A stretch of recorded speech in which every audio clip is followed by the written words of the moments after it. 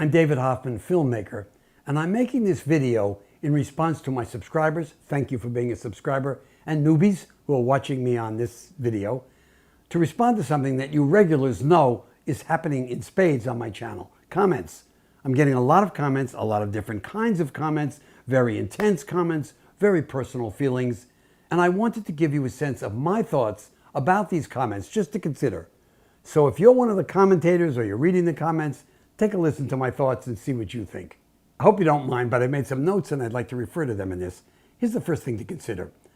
Men and women hear and see differently. They don't see the same thing in the same way. I'm going to give you some sense of that. But it affects my storytelling style. Who am I talking to? Here's the first thing.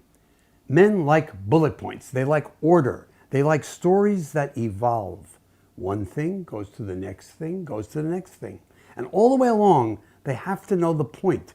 If you don't tell a man up front what the point is, he's very quickly saying, okay, but what's the point?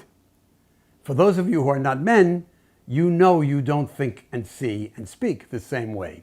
Women talk in a more circular fashion, and women allow each other to kind of spin a story out without keeping it all organized so perfectly, creating a linear story. I have to think about that when I'm making videos, and if you want to communicate with the opposite sex, you have to think about that also. My wife was becoming a minister, and she went to a training facility where there were men and women, also students. She found that when she presented stories that logically went from one thing to another, all the men in the room, eyes perked up. They're paying attention. Women waiting, watching. When she presented it to women, basically circular story, feelings mixed in, not necessarily making clear all the time where she was going. Women perked up, men were kind of eyes closed, not sure they wanted to hear any more, confused. So I'm suggesting to you to consider when you're watching my films or any others, or talking to the opposite sex, that females and males hear and see differently. Here's an interesting thing about men and women that is not my original idea, but I'm well aware of it. Women like to talk to get out emotion. Emotions come out when they speak. In fact, it's critical. Men don't say much a lot of the time. I remember seeing a PBS series of teenagers. When you watch girls, they look at each other, right at each other, talk to each other. When they showed boys, and these were people who were not aware that they were being filmed, the boys sit alongside each other, they talk kind of looking out. The girls talk for 10 minutes, 15 minutes, 20 minutes, 3 hours about a subject. The boys, hard to believe, 3 minutes, 2 minutes. When I talk to my male friends, and some of you will admit to this, it's kind of like this. Hey, John, how's your marriage going? It's pretty good. Got a few problems, but overall good. That's it. I don't need to hear any more. That's a conversation. When my wife hears me having one of those conversations, her response is, that's all? You didn't really say anything. Is there not a difference, a big difference, between how women communicate, the need to speak, the need to share, the need to express, and how men speak, not so expressive a lot of the time? I've spent my life learning how to talk to women in a way that gets around that. I've worked hard at it as a filmmaker, in my interviews with females, and the women who work in my crews, so that I can speak their language, which I do believe is better than mine. Mine is short-circuited and leaves out a lot of stuff. So I hope this is helpful to you, but it's certainly helpful to me as a filmmaker in how I communicate, aware of the genders, aware of how people are different. Here's another one that I know you're seeing. Generational differences. Generational differences. I have on my channel people my age, upper baby boomers. I'm really not a baby boomer. I'm a silent generation guy. Baby boomers, Gen Xers, millennials, and those below. Who do you think my largest audience is? Well, it's millennials. I learn a lot from millennials. They think, speak, talk, watch differently. We are certainly not one audience that's watching anything that I've made or that anyone's made. So this is really interesting. Think for a minute about Emerson, particularly Emerson, speaking in the 1860s in a New England town hall. What was the length of a speech? 2 to 3 hours long. Hardly anybody can. I've tried to read Emerson. You can't read it. You don't know what he's talking about. He's making analogies to Greece, to Rome, to Jesus that most people could not follow. People thought more linearly back then, all of us, than we do now. How do we think now? Well, first of all, the brain is changing. I believe that. I've talked to some scientists at Stanford who tell me that they have done research on multitasking.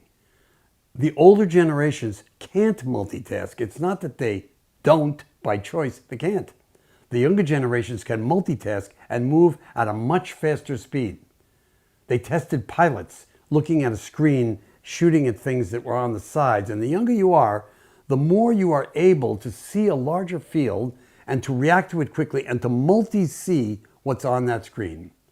When my son was 7 years old, I said to him, hey, Henry, when you're looking at the computer screen or at your phone, are you seeing the frame or are you inside it, inside the screen? So what do you mean? I'm inside the screen. Of course, there is no frame.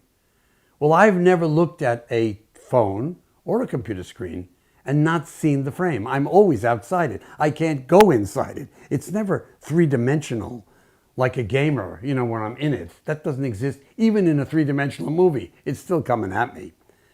But if you're of the younger generation, typical, your brain has changed. We are changing. And when I'm making my videos, and when you're watching the videos, and when you're commenting on the videos, you have to think that way. The 1950s, as looked at from now, is very, very different for a millennial than it is for a person who's 68. So these comments that I'm getting relate to these generational differences, and I think it's good to know that because it helps you to understand the other guy, how people feel who are different in age.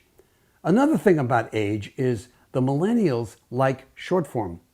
Well, I come from the documentary world of long form. My first film was 25 minutes long. My first television film, I was 22 years old, 1964, was an hour. Millennials don't watch an hour. They watch short form. They watch bits and pieces that connect together if they choose. I choose to watch another one. I choose to watch another one. I choose to watch another one. I kind of love that form, and that's what I'm doing on YouTube. This is an extremely long video for me. But I do appreciate that the generations see differently, hear differently, think differently, watch differently. Here's another thing, something very useful for all of my viewers. The older you get, it seems to be pleasurable to remember the past.